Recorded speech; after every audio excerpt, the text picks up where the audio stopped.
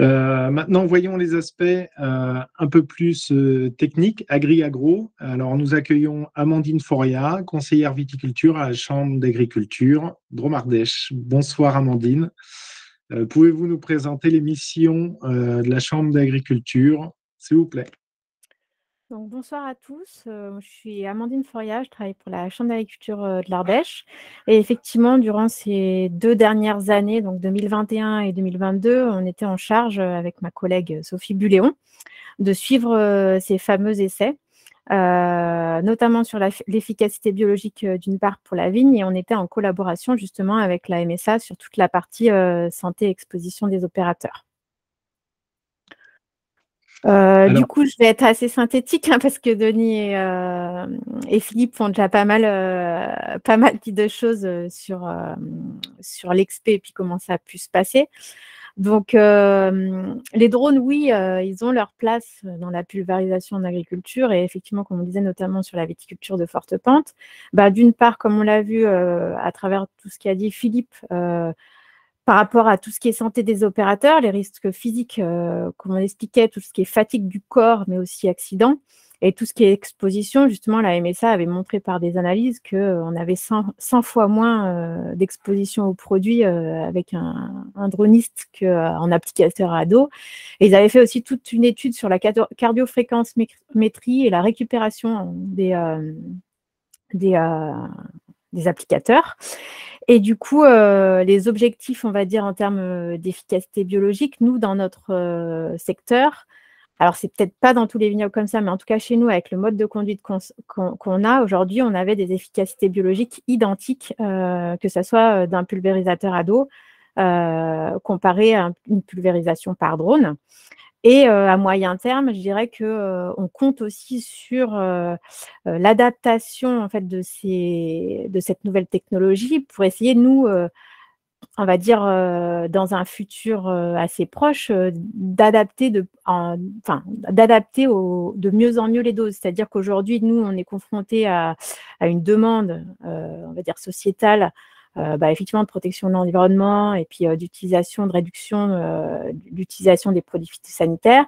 Et on pense effectivement que le drone peut aussi être un moyen qui nous permette d'atteindre ces objectifs-là, notamment qui sont contenus dans le plan Ecophyto.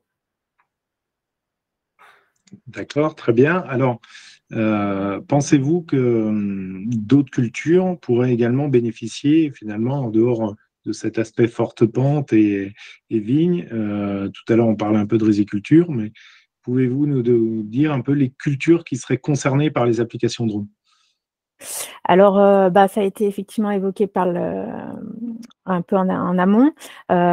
Tout ce qui était, tout ce qui est en gros en forte pente aujourd'hui, nous effectivement on parle des vignes parce que c'est une culture majoritaire qu'on a en forte pente, mais aussi, il nous reste encore quelques vergers dans certaines zones, qui sont en forte pente.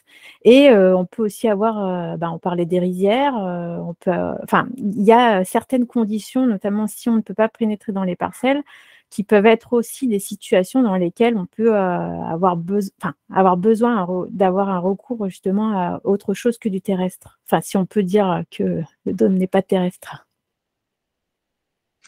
Alors, Amandine, pouvez-vous nous dire comment doivent être menées les prochaines applications, expérimentations, vous qui avez déjà le recul sur une première expérimentation, et faire aussi mettre le doigt sur les erreurs à ne pas commettre pour que justement les résultats soient significatifs et efficients pour l'ANSES. Oui. Alors, du coup, effectivement, il y a toute la partie, on va dire, plutôt santé où là, effectivement, la MSA a fait des préconisations, en fait, dans son rapport, justement, par rapport à tout ce qu'ils avaient pu voir sur le terrain. Donc là, il y a tout un complément, du coup, qui est dans le rapport, voilà, donc là, je laisserai plutôt la MSA, du coup, parler là-dessus. Nous, effectivement, en termes de matériel, comme je l'ai dit juste avant, on souhaite effectivement qu'on aille un peu plus loin et que lorsque ce sera autorisé, du coup, on adapte de mieux en mieux par rapport à nos vignes. Il y a aussi une adaptation du parcellaire, c'est-à-dire qu'on a fait ça pour une première fois. Donc, des moments où on est arrivé, il fallait effectivement des plateformes de décollage, d'atterrissage. Donc, il faut aussi se préparer justement à tout ça, même quand les parcelles sont entourées, par exemple, ne serait-ce que de bois ou de forêt. Ben, effectivement, peut-être dans un premier temps, à aller vérifier sur le terrain tous les éléments qui sont autour pour voir quelles adaptations seraient à faire.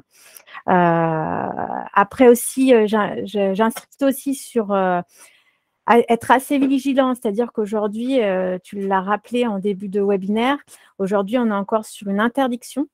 Donc, il y a des choses qui se font aujourd'hui et faire très attention à rester dans le respect de la réglementation parce qu'effectivement, il ne faudrait pas qu'il nous arrive quelque chose avant que ça soit légalisé. Donc, effectivement, je pense qu'il faut quand même être assez vigilant là-dessus. Et après aussi, je dirais qu'il y a une adaptation aux parcellaires parce que tous ces parcellaires, ils sont compliqués. Et je dirais que c'est au cas par cas. Et dans ces expérimentations, c'est ce qu'on a vu, c'est-à-dire qu'il y a des parcelles qui sont en terrasse, il y a des parcelles qui sont en pente, mais non en terrasse. Et des fois, il y a des méthodes de pilotage qui peuvent être différentes. Donc, je dirais qu'effectivement, il faut se préparer à… on ne peut pas arriver en n'ayant jamais vu la parcelle et à se dire on va mener le chantier. Voilà, c'est des choses qui se préparent. Alors, je ne sais pas comment se passent vos autres chantiers par le passé, mais effectivement, là, on est vraiment sur du cas par cas parce qu'on n'a pas une parcelle qui ressemble à une autre. Voilà. Et je dirais que après, tout le reste, c'est plutôt effectivement de la santé et de la sécurité qui seront à mettre en œuvre. Merci beaucoup, Amandine, pour ces éléments techniques. On a pas mal de remarques de participants. N'hésitez pas à poser vos questions sur le chat. On y reviendra plutôt à la fin du webinaire. Et de cette manière, on aura un temps d'échange sur ces sujets.